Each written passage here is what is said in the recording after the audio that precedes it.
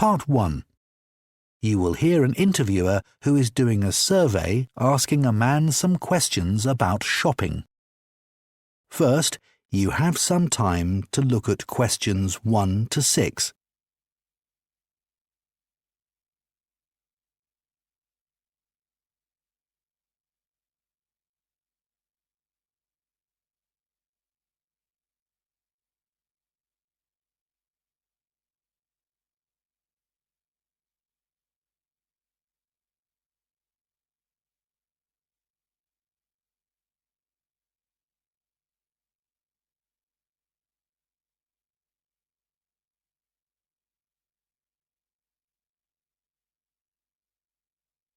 Now listen carefully and answer questions 1 to 6. Good morning. I'm doing a survey of shoppers in Broadbeach. Would you have a few minutes to spare to answer some questions? Yes, I guess that would be okay. Thank you very much. Everybody seems so busy today. Well, actually, I don't have loads of time, so... Oh, yes, of course. It really won't take long. Could I start by taking your name, please?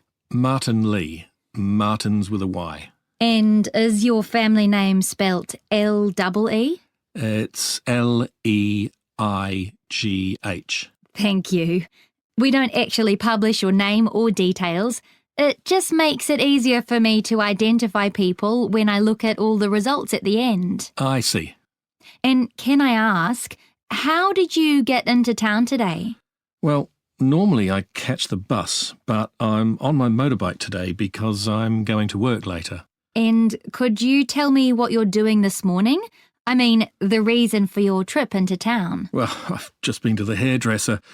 You see, I have a job interview at the council in a few days. Oh, really? Well, good luck with that. Thanks a lot. And now I'm on my way to buy a suit that I can wear to the interview. I don't actually own one at the moment. Okay. Is that everything you're planning to do in town? Yeah. Well, I've got to go and pick up my laptop. It broke a couple of days ago, so I took it to the shop to get it fixed. They had to order a spare part, but apparently it's ready for collection now. I can't wait to get it back. I'm sure. I hate it when my technology breaks down. One more thing. It's Saturday today. Is that when you like to do your shopping? Well, it's more of a question of when I'm free. If I'm free on a Monday, that's when I choose to come into town. The shops are less busy then, which I always prefer. Before you hear the rest of the conversation, you have some time to look at questions 7 to 10.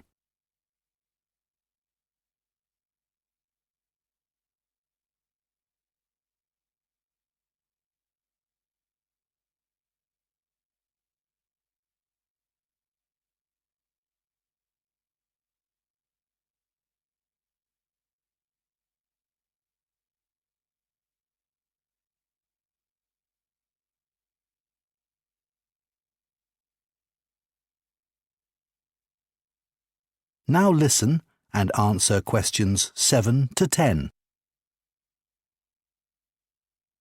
So, I'd like to ask you a few more questions to get your views about shopping in Broadbeach, if that's okay. Sure. What would you like to know specifically?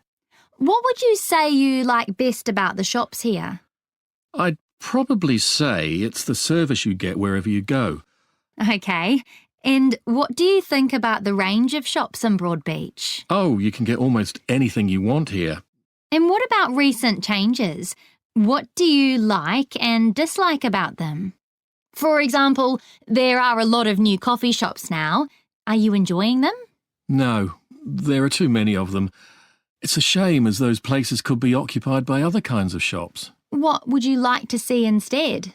Well, I think we have enough clothing shops, but there's only one place that sells books at the moment. It'd be nice to have a choice, you know. Right. And have you been to the new shopping centre outside Broadbeach yet, Martin? Yes, once or twice. It's not that far from where I live. It's a very modern-looking building, isn't it? Yes, and it's lovely. The glass roof is certainly impressive, but my favourite thing is the plants they've put around the building. They're amazing and so big already. And what about the entertainment facilities? Have you used any of them yet? Like the new cinema? Nah, not yet. I can't see any advantage in having it there because the one in town is actually bigger. Okay. Well, thank you so much for your time. That is the end of Part 1. You now have 1 minute to check your answers to Part 1.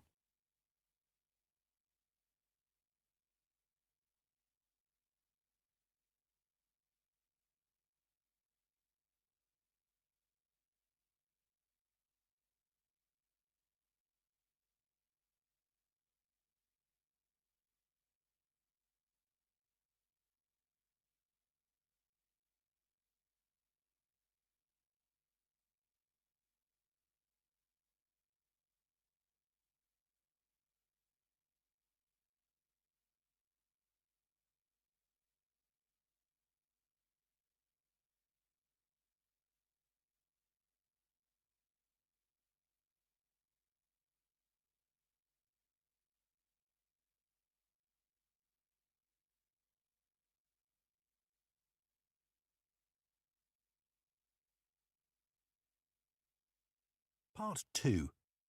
You will hear a podcast about a large business exhibition which is held every year in London.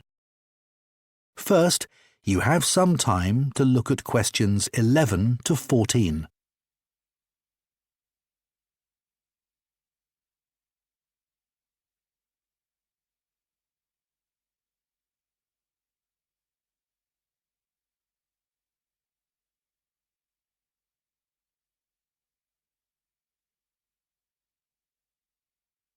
Now listen carefully and answer questions 11 to 14. Hello, and welcome to this podcast telling you about our annual business exhibition. This year, as always, it will be full of the very best speakers, features, and innovations. Let me start by reading some feedback from James Craig, who's exhibited with us for the past 2 years. James says, "I'm director of a company called TalkCon, which is an office phone system. The first year we exhibited, we had a stand in the business village where we made a lot of useful contacts. We also used the breakout area where people could sit down and relax and try out our products, and due to popular request, we used that again last year. Last year, we also sponsored the innovative Business Connection Zone, where people could leave their contact details on a board to contact other companies, and that also effectively raised our corporate profile.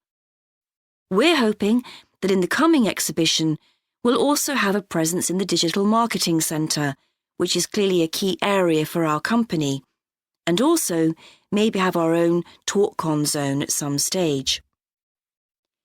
The exhibition's open from 8 a.m. to 11 p.m, and there's a range of special events for you to enjoy in the evening. As well as a unique chance to publicise your company, businesses who exhibit with us can claim discounts on a number of popular brands, including major high street fashion and jewellery outlets, as well as grocery chains. Discounts available range from 3.5% up to an amazing 15%, so you can save a lot of money. In fact, the average saving made by each exhibitor came to over £400. The scheme is available to every member of your organisation, so this is a benefit that really does have something for you all. Before you hear the rest of the podcast, you have some time to look at questions 15 to 20.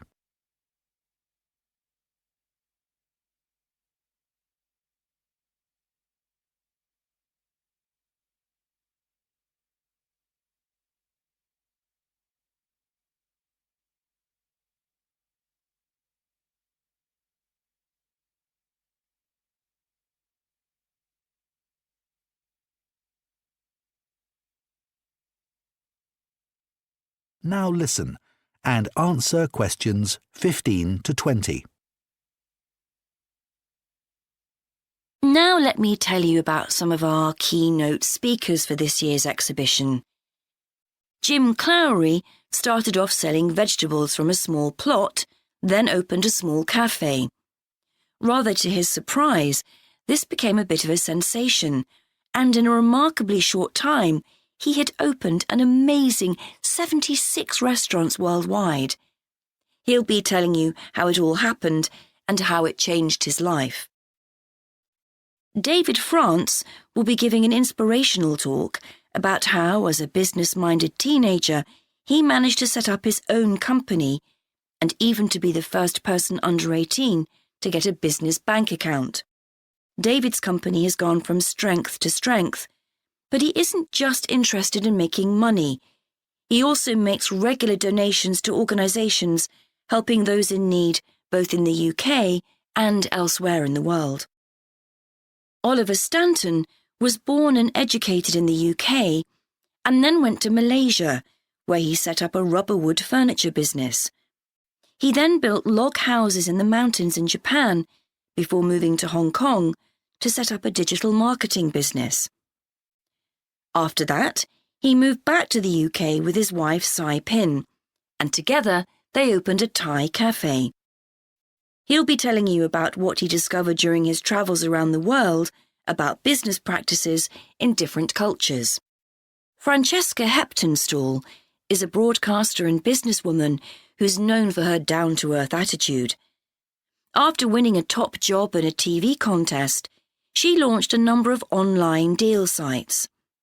Her main business interest is in technology, but she's also passionate about helping people gain employment and organises an annual jobs fair, so she'll be concentrating on this in her talk. Salman Khan is the chief executive of QBF Enterprises and has turned around this business from a major publishing business to one of the UK's largest digital marketing service providers. He'll be talking about the need for flexibility to cope with new directions in today's business world. Finally, Annie Craven is a consultant and coach who works with people to create lasting changes in their business and life. Her session will offer an interactive look at different obstacles in people's own lives, not just in business. She also looks at how you can overcome them, whether you're starting out in business or at the top of your game. Now let me turn to the next. That is the end of part 2.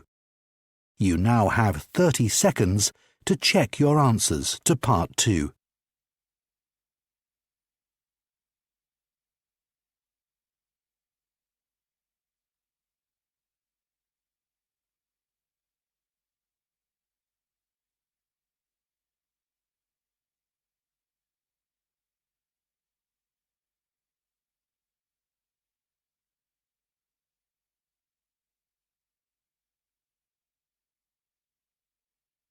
Part 3. You will hear 2 architecture students called Mia and Leo discussing their presentation on houses of the future. First, you have some time to look at questions 21 to 23.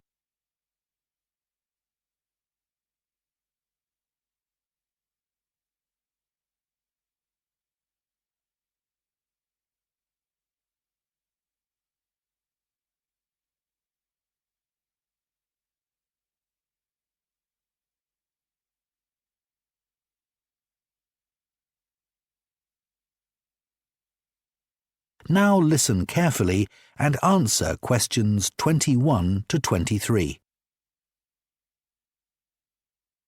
You know that joint presentation we've got to do this semester, Leo? On houses of the future? That's right. I'm a bit concerned. Are we meant to come up with creative new suggestions for these houses? I don't think so. It's more a matter of reporting and evaluating possible developments. But we mustn't be too general. We've got to support our points by referring to specific cases. So that'll need a lot of work. I'm afraid so. When's it got to be done by? In about 6 weeks, so that's not too much of a rush. Good. We'd better decide now what type of housing we're going to focus on. How about housing for different generations living together? We could do.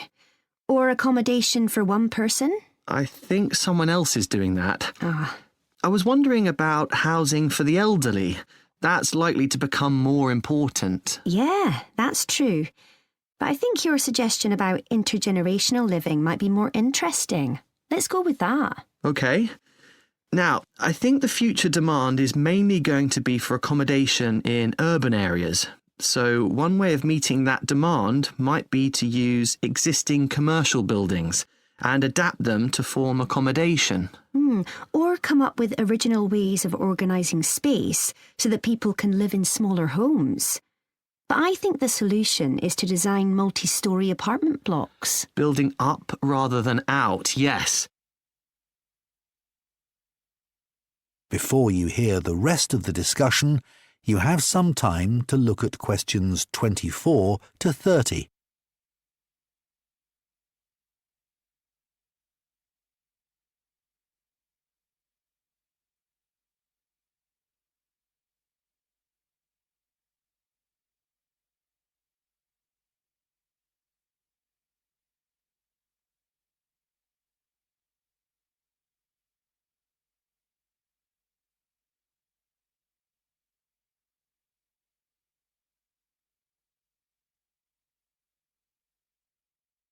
Now listen and answer questions 24 to 30. Let's think of some specific developments for houses of the future. OK, how about increase use of roof space on high-rise buildings for gardens? Yes. In fact, it doesn't have to be high-rise. You can do it on a one-storey building in a suburb. But it would greatly improve how you feel if you live in an urban high-rise. Especially if you don't have a balcony. Yes. I think homes of the future will all need access to a shared working space, somewhere in the same building or group of houses where people can go and work instead of just having a laptop on the kitchen table. Yes, so they aren't having to travel to an office but can still interact with others. That's often how new ideas get generated, by chatting to someone from a different profession. Yeah. I read about a type of design where the internal walls of an apartment are movable, so the space can be adapted over time as people's needs change. Like when children leave school and start working but still continue to live with their parents for many years, or when an elderly relative moves in with the family. It would mean they could still have their own space, specially designed for their needs. Yes. Have you heard about those smart bathroom mirrors which can monitor people's health? They recognise signs of illness and contact a doctor automatically. Not so sure they're a good idea. Nor am I. People might worry about conditions which aren't serious at all. What about transport? Wouldn't it be good if there were bike sheds with charging points, so people could store their electric bikes securely and charge them up at the same time? Yes. That would encourage more people to cycle instead of using their car. Much better for the planet. I read about one housing development where cars had to be left just outside it, so the centre was all a pedestrianised area. Great for families with children. Maybe. But what if you're disabled or elderly and can't walk far? It wouldn't be so good for people like that. No. I saw a scheme for communal vegetable plots where neighbours could decide what to grow together. That'd be a great way for older people to get to know one another, especially if they're no longer going out to work. Yes, doing something together's always more enjoyable, isn't it? Do you think we might be able to look into... That is the end of part 3. You now have 30 seconds to check your answers to part 3.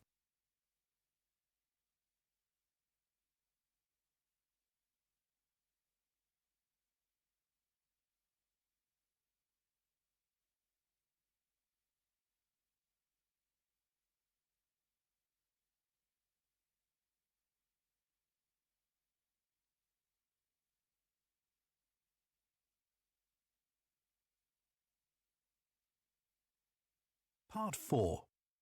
You will hear part of a lecture to medical students about playing music to patients who are in hospital for surgery. First, you have some time to look at questions 31 to 40.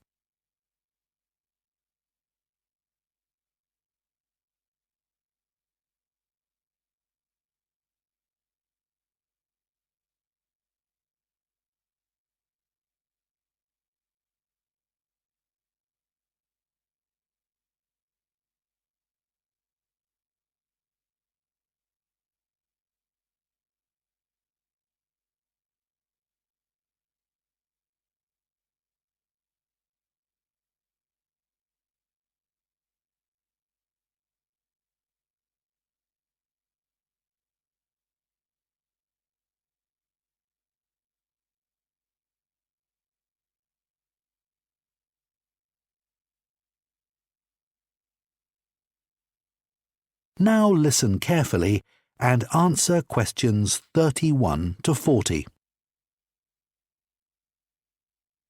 Today's lecture is about studies that look at how music therapy can be used to help patients who undergo surgery.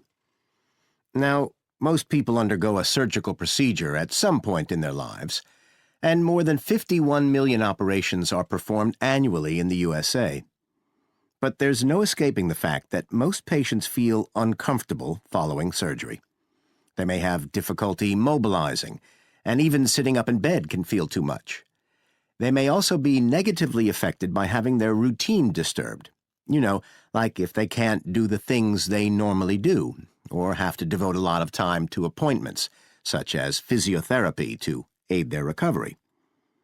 Currently, the main strategy for improving recovery is medication to control pain, and this can be administered to patients in the short, medium, or longer term, depending on the extent of their surgery. But music is still not an everyday part of the post-surgical phase, despite a wealth of relevant studies supporting its potential in recovery. Earlier this year, a research team set out to assess all the available evidence so that they could highlight the potential for music in surgical recovery. They identified nearly 100 trials involving a total of 7,000 patients who were played recorded music as part of their post-operative care. The researchers then looked at what impact the music had on the patients. They discovered that patients who had been played music reported feeling happier and more satisfied in the post-operative phase, and the length of their stay was shorter than for patients who had not listened to any music. The researchers also explored the patient's choice of music, and their findings showed that a wide variety of music styles was evident. However, a common factor was that the chosen music had a calming quality. Some of the patients listened to music with headphones, but it was quiet enough not to prevent them from being able to communicate with nurses and other staff. More often, though, the mode of delivery was by what are known as music pillows. These broadcast sound that is only audible to the person lying on them.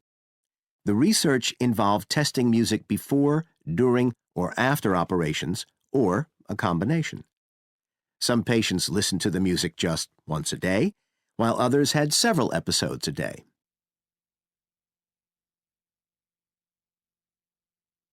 When asked to report their experience of listening to music, surgical patients said that either they had no feelings of anxiety at any point, or those feelings were only slight. Patients who hadn't listened to music, on the other hand, reported higher levels of dissatisfaction. This feedback from all of the patients was then cross-checked against their medical notes, and in every case, those who were given music to listen to didn't need as much medication to ease their pain as those patients who weren't played music. The type of music, patient choice and timing before, during, or after the surgery didn't make much difference. And it even worked when patients were played music under general anesthetic, although the positive effects were greater when patients were awake. All the evidence suggests that music has a positive effect on post-operative patients, but it's not entirely clear how or why this is the case. A lot of people listen to music in daily life as a way to relax and forget their problems, but the researchers came to the conclusion that it worked on patients by distraction. I suppose it was something familiar and gave them something they could control. The researchers say there is now sufficient research to demonstrate that music should be available to all patients undergoing operations. They say patients should be able to choose what they'd like to listen to. And if they prefer, recordings taken from nature can be just as good as music. Surgical teams may prefer patients to listen to music before the procedure or as soon as they arrive back onto the ward. Clearly, there's more to learn about this area, and the team now plan to focus their next research on the most appropriate volume to play the music at, and I look forward to reading the results of their study. It will be interesting to see that if it's... That is the end of Part 4.